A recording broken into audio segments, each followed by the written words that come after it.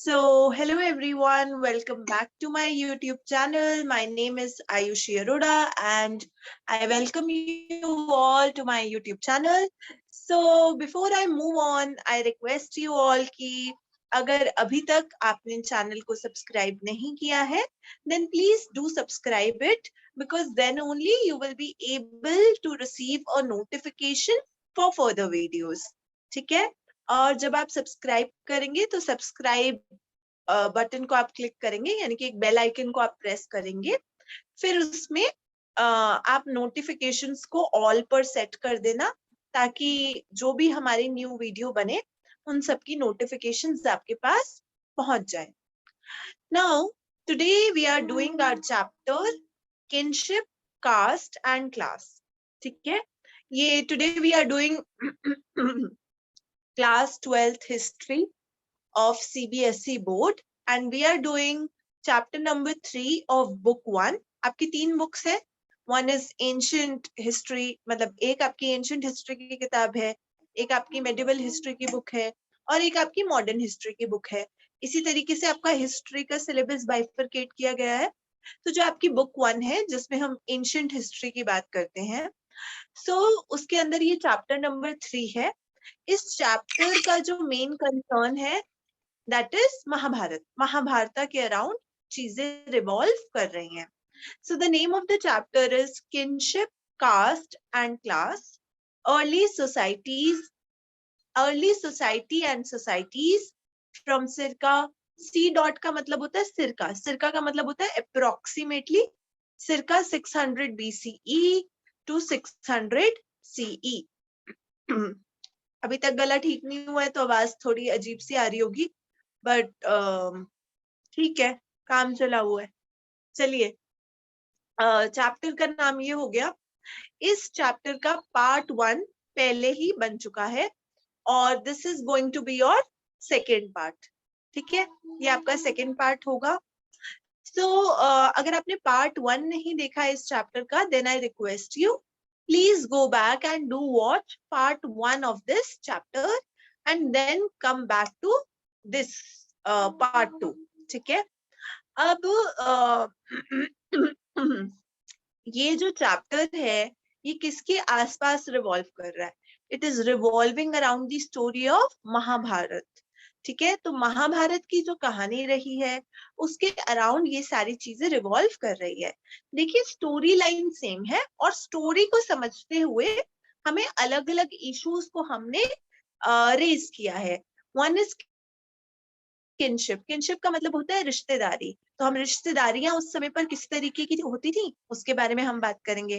The other concept is caste. तो हम cast की बात करेंगे कि ये ब्राह्मण्स हैं, ये क्षत्रिय है, ये वैश्यास हैं, ये शूद्रास हैं. तो एक एक का क्या क्या कास्ट में इन्फ्लुएंस रहा है, रोल रहा है. अब अलग अलग क्लासेस की बात करेंगे कि ओके ये हाई क्लास है, ये लो क्लास है, या इस तरीके से. जून सी ये पीपीटी है तो कुछ स्लाइड्स हम पार्ट 1 में कर चुके हैं और कुछ हम पार्ट 2 में करेंगे. आगे चलिए, जहां से हमने शुरू करना है वहां से चलिए.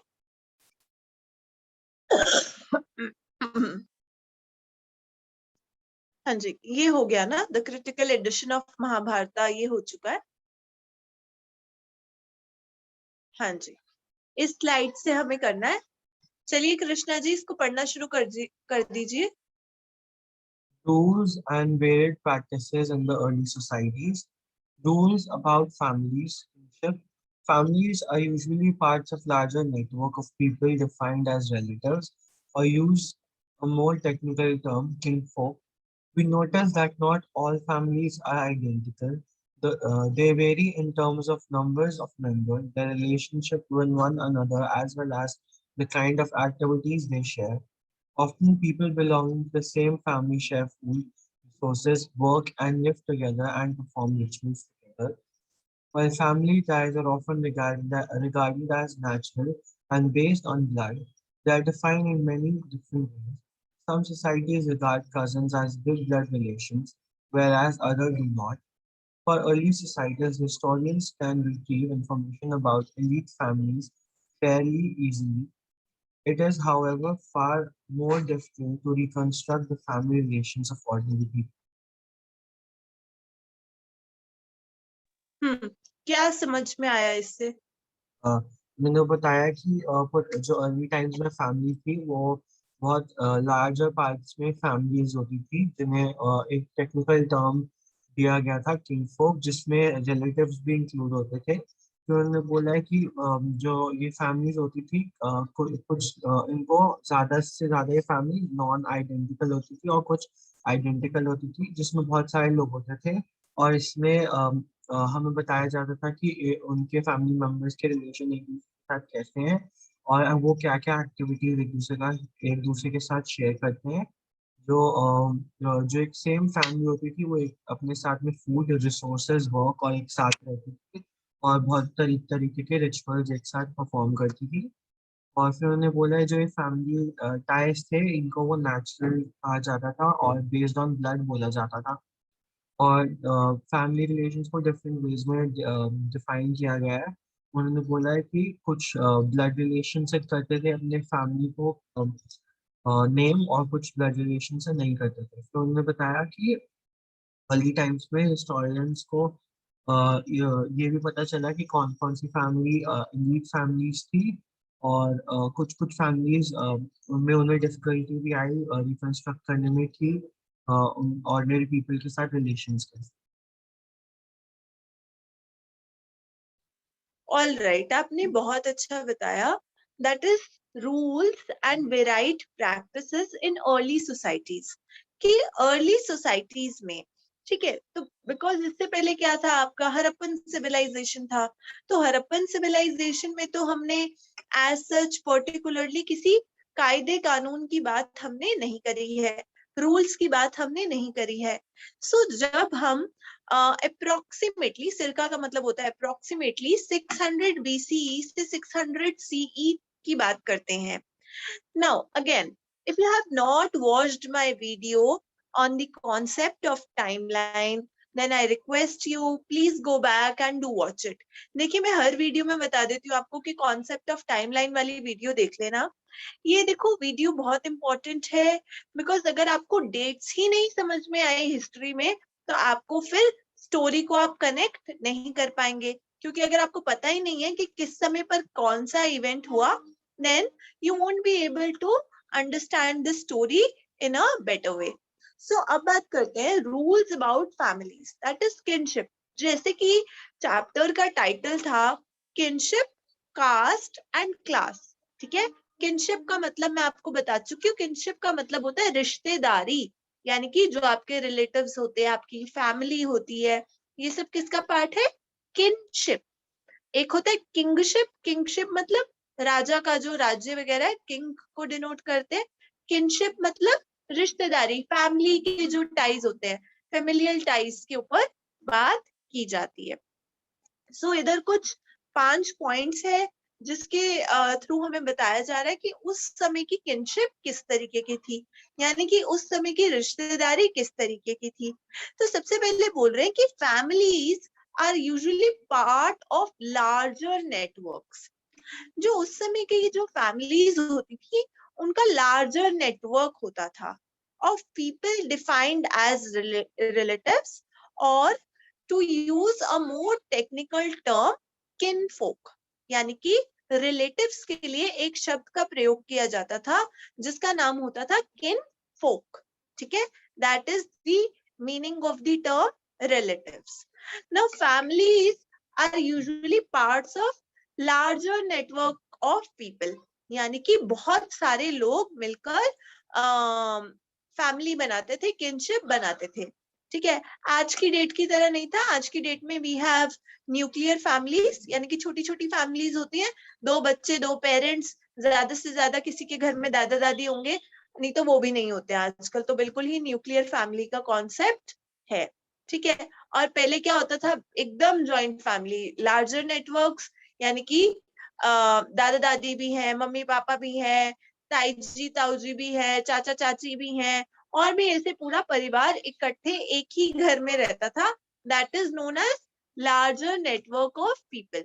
सो उस समय पर, पुराने जमाने में, लार्जर नेटवर्क था। पहला पॉइंट ये किनशिप के बारे में है। अब जो रूल्स हैं वो क्या करते हैं, वेरी करते हैं। Varied practices in early societies. Obviously जो प्रैक्टिस हम आज की डेट में करते हैं, आज से 500 साल पहले तो ऐसे प्रैक्टिस नहीं होता होगा, ऑब्वियसली कुछ डिफरेंट होता होगा। So the second point we are talking about is, it talks about that we noticed that not all families are identical.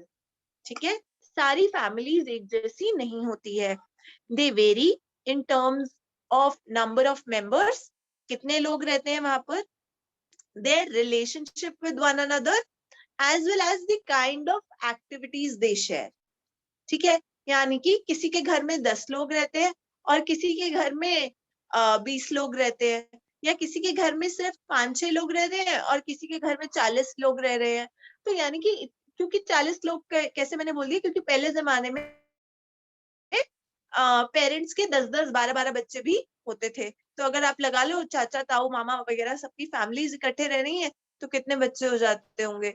So often people belonging to the same family share food, resources, work and live together and perform rituals together.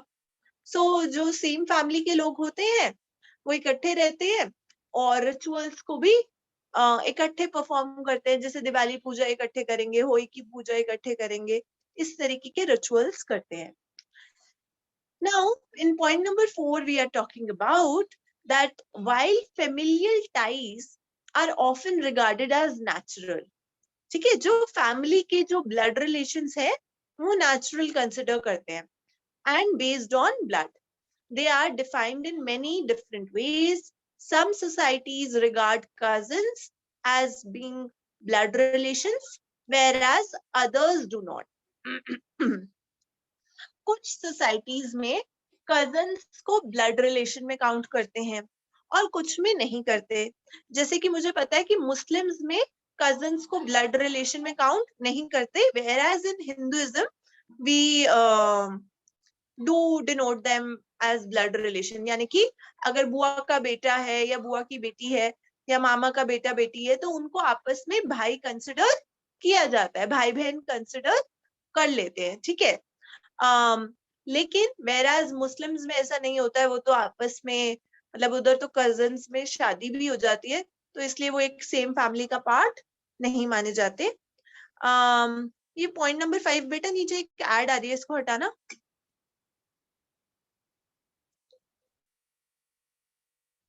हाँ, सो आगे लिखा है, for early societies historians can retrieve information about elite families fairly easily। जो बड़े बड़े लोग होते हैं, एलीट फैमिलीज होती हैं, यानी कि आज की डेट में हमारी एलीट फैमिली क्या है, अमिताभ बच्चन की फैमिली। सो अमिताभ बच्चन की फैमिली अगर कुछ करेगी या उनके घर में कोई फंक्शन होगा या कुछ होगा तो फटाफट मीडिया वाले कवर अप कर लेते हैं। सो सिमिलर मैनर में बता रहे हैं कि अर्ली सोसाइटीज में भी हिस्टोरियंस को उन्हीं फैमिलीज के बारे में पता चल पाता है जो कि एलिटिस्ट है, ठीक है, यानी कि रिच क्लास को बिलोंग करती है। It is, however, far more difficult to reconstruct the familial relationships of the ordinary people। यानी कि हमने महाभारत भी, जैसे हमने महाभारत एज अ टेक्स्ट लिया तो उसमें हमने क्या देखा, हमने कुरुस की बात की, हमने पंचालास की बात की, हमने गंधर्व की बात करी, हमने अलग अलग मेजर मेजर जगहों के बारे में हमें इंफॉर्मेशन मिली। So we got the information regarding the upper caste of the society कि अपर कास्ट राजा महाराजा किस तरीके से बिहेव करते थे, किस तरीके के फैमिली रिलेशंस होते थे। तो जैसे कौरव थे, पांडव थे, तो उनके बारे में हमें पता चला। बट हमें ऑर्डिनरी लोगों के बारे में बहुत ही कम पता है और बहुत ही कम पता चल पाता है। क्यों कम पता चल पाता है? क्योंकि उनके बारे में ज्यादातर टेक्स्ट नहीं लिखे होते हैं, ठीक है, तो इसलिए। आगे नेक्स्ट स्लाइड।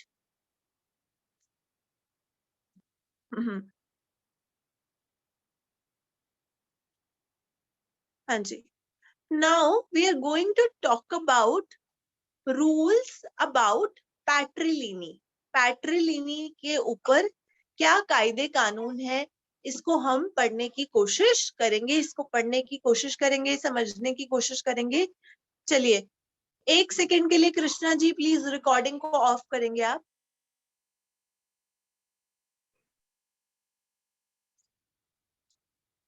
हाँ जी, सुप्रियांशु जी आपने ये रीड कर लिया था, रूल्स अबाउट नहीं, पैट्रिलिनी? नहीं ना, पढ़ना है ना इसे, चलिए पढ़िए।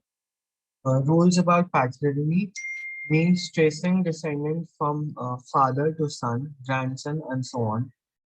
Matrilineage is the term used when the descent is traced through the mother at one level. The Mahabharata is a story about patrilineage. It describes a feud over land and power between the groups रुक of जाओ रुक जाओ cousins. रुक जाओ, इसको ना आप एक एक बेटा एक एक पॉइंट आप पढ़ना, मैं एक एक पॉइंट समझा दूंगी। जैसे कि अभी आपने पॉइंट नंबर 1 पढ़ा है, सो पॉइंट नंबर 1 में हम बता रहे हैं कि पैट्रिलिनी का मतलब क्या होता है।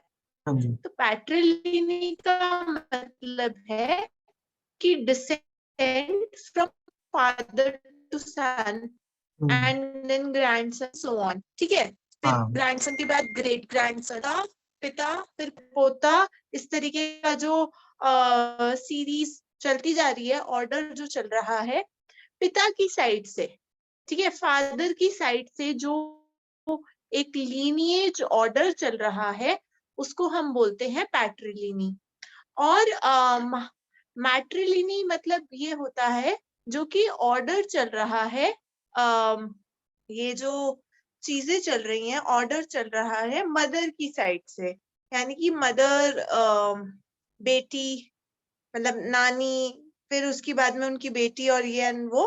तो matrilineal approach at one level, the Mahabharata is a story about patriliny. तो कह रहे हैं कि जो महाभारत की जो कहानी है वो पैट्रिलिनी के ऊपर है। वेराज अगर आप कभी सतवाहनास की स्टोरी पढ़ेंगे, इसमें हम आगे देखेंगे भी, मैं इस चैप्टर का पीडीएफ भी कराऊंगी, तो उसमें हम पढ़ेंगे कि वो उनको ऐसे बुलाते थे गोमती पुत्र, यानी कि जो उनकी मदर का गोत्रा होता था उससे उनका लीनिएज ड्रॉ किया जाता था। जैसे कि अभी हम लोग अपने फादर का सरनेम लगाते हैं ना, जैसे मैं अरोड़ा हूं तो मैं अरोड़ा अपना सरनेम लगाती हूँ, क्यों? क्योंकि ये मेरे फादर का सरनेम है, ठीक है। अगर अगर मैट्रिलिनी चल रहा होता हमारी कंट्री के अंदर, तो हम लोग मदर का सरनेम लगा रहे होते। तो इधर बोल रहे कि जो महाभारत है, महाभारत के अंदर पैट्रिलिनी चल रहा है। और लेकिन जब आप सतवाहनास की बात करेंगे, जो सतवाहनास रूलर है, हम उनकी बात करेंगे, तो हम पैट्रिलिनी मतलब मैट्रिलिनी को फॉलो करेंगे। सतवाहनास के लिए मैट्रिलिनी था और महाभारत के अंदर पैट्रिलिनी था। पैट्रिलिनी मतलब पैतृक, यानी कि पिता से रिलेटेड। मैट्रिलिनी मतलब क्या? मदर से रिलेटेड, जो कि लीनिएज चल रहा है। ये आपको पॉइंट नंबर 1 समझ में आ गया? हाँ जी।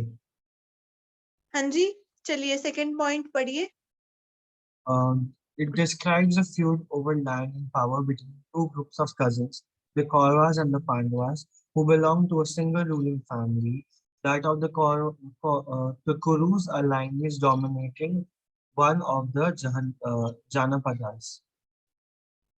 Janapadas, a lineage, a lineage dominating one of the Janapadas. So कुरु जो राज्य है, कुरु और पंचाल की कहानी है, मतलब अलग अलग जगह से अलग अलग, पंचाल से पंचाली आई थी, गंधर्व से आपकी गंधारी आई थी, ठीक है। और सो ये जो लड़ाई है, it is a feud over land, यानी कि प्रॉपर्टी के लिए इशू किया गया था कि राजा कौन बनेगा। Feud over the land and power between two groups of cousins, यानी कि दोनों, उनके फादर तो आपस में रियल ब्रदर थे, लेकिन उनके बच्चे आपस में लड़ रहे थे। एक कौरव थे, एक तरफ पांडव थे। पांडव के साथ भगवान श्री कृष्ण भी थे। भगवान श्री कृष्ण जिसकी साइड होंगे वो तो जीतेगा ही, है ना। चलिए, so who belong to a single ruling family, इनकी एक ही फैमिली थी, that of the Kurus, Kurus की फैमिली थी। A lineage dominating one of the janapadas, तो इनकी जो लीनिएज थी ये डोमिनेट करती है हाँ के जनपदा को। ठीक है, इतनी बात समझ में आ गई। हाँ जी। चलिए third point. Under patrilineal, sons could claim the resources, including the throne in case of their fathers when the father died. चलिए समझाइए, क्या समझ में आया? कि उन्होंने बोला जो पैटर्नी है उसमें जो सन्स हैं वो अपने फादर का थ्रोन, जो भी उनके फादर के रिसोर्सेज हैं वो क्लेम कर सकते हैं जिससे थ्रोन, और जब उनका फादर मर जाए। मान लो कि कोई राजा है, ठीक है, और राजा मर जाता है, तो उसके बाद उसके थ्रोन को कौन क्लेम करेगा? ऑब्वियसली उसके बेटे क्लेम करेंगे। बेटियां तो उस समय पर कम क्लेम करती थी, बेटियां क्लेम नहीं करती थी। ऑल्दो हम बाद में प्रभावती गुप्ता का एग्जाम्पल पढ़ेंगे कि वो ही एक ऐसी क्वीन रही हैं जो कि जिनके हाथ में काफी ज्यादा पावर रही है। या मुगल टाइम पर देखा जाए तो आपकी मुगल नहीं, सॉरी, दिल्ली सल्तनत की टाइम, दिल्ली सल्तनत के समय पर देखा जाए तो आपकी रजिया सुल्तान। मुगल सल्तनत में आपकी रोशन आरा बेगम, जहान आरा बेगम और नूरजहान। नूरजहान का तो बहुत ही ज्यादा इन्फ्लुएंस रहा है। ठीक है, सो आप देख रहे हैं कि विमेन का भी इन्फ्लुएंस है लेकिन थोड़ा कम है। पैट्रिलिनी में क्या होता है कि सन क्लेम करते हैं प्रॉपर्टी के ऊपर। और आजकल का जो इंडियन सिनेरियो है, मतलब आज प्रेजेंट डे सिचुएशन देखें हम कंटेम्प्रेरी वर्ल्ड में, तो आज की डेट में विमेन भी क्लेम कर सकती है प्रॉपर्टी के ऊपर। मतलब अगर उनको जरूरत है तो, वैसे मैंने देखा है विमेन ऐसे नहीं क्लेम करती अनलेस एंड अनटिल उनको बहुत ज्यादा कुछ परेशानी होती है, या तभी कोई विमेन प्रॉपर्टी के लिए क्लेम करती है। अदरवाइज मैंने देखा है लड़कियां ज्यादातर क्लेम करती ही नहीं है। मतलब वो ये सोचते हैं हमें प्रॉपर्टी लेकर क्या करना है। अगर जो अच्छी फैमिलीज में जिनकी मैरिज हो जाती है तो फिर वो प्रॉपर्टी के ऊपर कोई क्लेम नहीं करती हैं। वो तो बाय चांस किसी का केस हो गया, कोई विडो हो गई, किसी का डाइवोर्स हो गया, या किसी की फैमिली सिचुएशंस इस तरीके की होती हैं, तो ही मैंने देखा है कि ज्यादातर आज की डेट में लड़कियां क्लेम करती हैं। अदरवाइज लड़कियां नहीं करती क्लेम, लड़कियां छोड़ देती हैं प्रॉपर्टी को। उनके लिए प्रॉपर्टी इतनी मैटर नहीं करती जितने की बेसिकली रिलेशंस मैटर करते हैं। चलिए आगे। Most ruling dynasties circa 6th century BC onwards claimed to follow this system, although there were variations in practices. Sometimes there were no sons, brothers succeeded one another, and sometimes other kings and distant relative claims the throne. Explain करो, क्या समझ में आया? उन्होंने बोला है कभी कभी कोई भी सन नहीं होता था तो कोई भी ब्रदर नहीं होता था, तो जो रिलेटिव्स होते थे किंग्समैन के वो क्लेम वो कर लेते थे थ्रोन, जो वो क्लेम कर लेते थे जो थ्रोन। हम्म जैसे आपने वो मूवी देखी होगी, उस मूवी का मुझे अभी नाम याद नहीं आ रहा। हाँ, एंटरटेनमेंट एक मूवी जो अक्षय कुमार की नहीं है, उसमें आपने क्या देखा था कि जो फादर होता है उसकी डेथ हो जाती है, उसके बाद उसकी प्रॉपर्टी का कोई उत्तराधिकारी नहीं होता, कि भाई वो किसके नाम प्रॉपर्टी करके जाता है, तो वो एक डॉगी के नाम ही प्रॉपर्टी कर जाता है। तो फिर बाद में उनके जो कोई रिलेटिव्स होते हैं, मतलब दूर के, बहुत ही दूर के, तो वो आके क्लेम करने लग जाते हैं और वो उसका जो बेटा होता है वो भी क्लेम कर रहा होता है। सो सिमिलर मैनर में हम उस मूवी से यहाँ पर कोरिलेट कर सकते हैं कि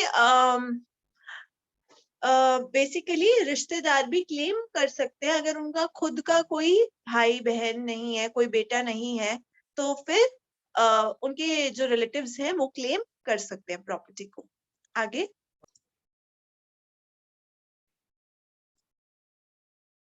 so start reading the last point. In very exceptional circumstances, women such as Prabhavati Gupta exercised power. The concern with patrimony was not limited to ruling family, but also in ordinary family. तो कह रहे हैं कि एक example है, एक exception है हमारे पास, दैट इज प्रभावती गुप्ता। तो प्रभावती गुप्ता एक ऐसी फीमेल रूलर रही हैं जिन्होंने उस समय पर पावर को एक्सरसाइज किया है, यानी कि उनके हाथ में पावर थी। सो ये जो कंसर्न है पैट्रिलिनी का, कि सिर्फ जो मेल्स हैं उनके हाथ में ही पावर रहेगी। ये जो कंसर्न है ये किसकी वजह से है? क्योंकि क्योंकि मेल डोमिनेटिंग सोसाइटी है, ठीक है, पेट्रियार्की चल रहा है हमारे समाज के अंदर, ठीक है, कि हमेशा आदमी को ही ज्यादा पावर दी जाएगी। तो इसलिए ज्यादातर क्या होता था, पेट्रिलिनी होती थी। तो ऐसा नहीं है कि सिर्फ रूलिंग फैमिलीज में पेट्रिलिनी का कॉन्सेप्ट था, इवन इन ऑर्डिनरी फैमिलीज, यानी कि हम लोग ऑर्डिनरी मेन और विमेन है, तो हमारे यहाँ पर भी, हमारे पूरे समाज में पुरुष प्रधान समाज रहा है, पेट्रियार्की रही है, ठीक है, कि मेल के पास में ज्यादा पावर होती थी। तो सिर्फ एक ही एक्सेप्शन है उस समय पर, दैट इज प्रभावती गुप्ता, जिन्होंने पावर को एक्सरसाइज किया। सो आई होप इतना समझ में आ गया। हाँ जी। हाँ जी, आ गया, चलिए ठीक है। सो आज के लिए इतना ही, क्लास को यही वाइंड अप करते हैं। सो आई होप आपको इतना अच्छे से समझ में आया होगा, और वीडियो को लाइक कर देना, शेयर कर देना। इसके पार्ट्स आते रहेंगे, ठीक है, ये this is going to be your part number 2। इसको मैं थोड़े 2-3 पार्ट्स में डाल दूंगी आपके साथ में। So okay, bye, happy Dhanteras to one and all present here, and so see you in the next class. If you have not subscribed my channel till now, then please do it, because subscription से ही आपको notification आएगा। Video को like कर देना अगर अच्छी लगी हो, और सीरीज में देखना तो आपको समझ में आएंगी बातें। अगर ऐसा कि बीच में से कोई भी वीडियो उठा ली तो फिर बात समझ में नहीं आएंगी, तो एक ऑर्डर में देखना, एक तो आपको चीजें समझ में आने लगेंगी, ठीक है। Okay, bye, thank you so much. Recording